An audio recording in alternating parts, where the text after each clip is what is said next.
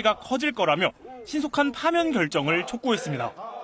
이번 주 내로 가장 빠른 날에 윤석열에 대한 탄핵 심판 선고하기를 거듭 촉구합니다. 윤석열을 파면함으로써 헌정 중단 사태를 끝내야 할 책무가 있습니다. 이어 탄핵 촉구 집회에 야 4당과 함께 참석했습니다. 테러 위협 제보가 이어지고 있다며 이재명 대표는 장외투쟁에 불참했습니다. 민주당은 헌재의 탄핵 심판에 대한 승복은 당연하다고 강조하면서 국민의힘이 공식 승복 입장을 낸 데엔 불복 선동을 감추려는 연막에 불과하다며 진정성을 의심했습니다. 행동으로 하는지 좀 지켜봐야 될 것 같습니다. 마은혁 재판관부터 당장 임명해 주시기 바랍니다.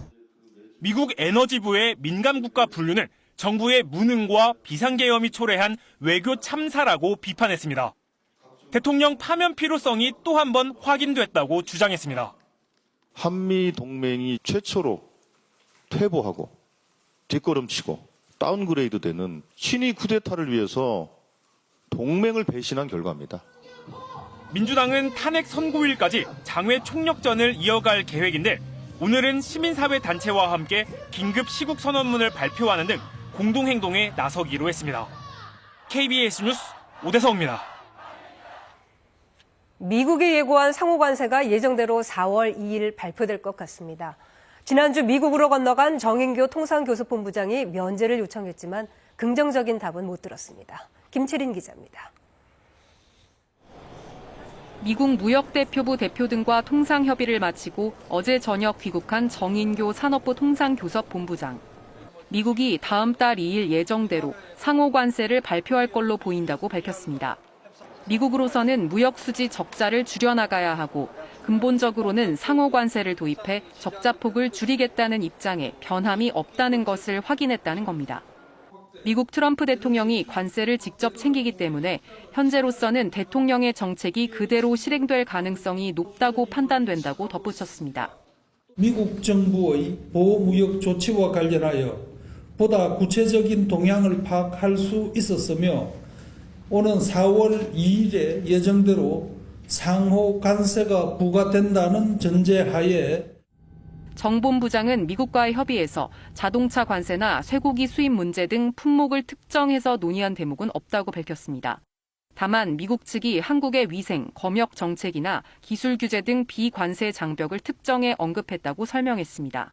한국 시장 접근이 어려운 부분에 대해선 한국이 조처해야 한다고 얘기했단 겁니다. 미국이 한국을 민감 국가로 지정한 데 대해선 이번 협의의 논의 대상이 아니었다고 덧붙였습니다. KBS 뉴스 김채린입니다.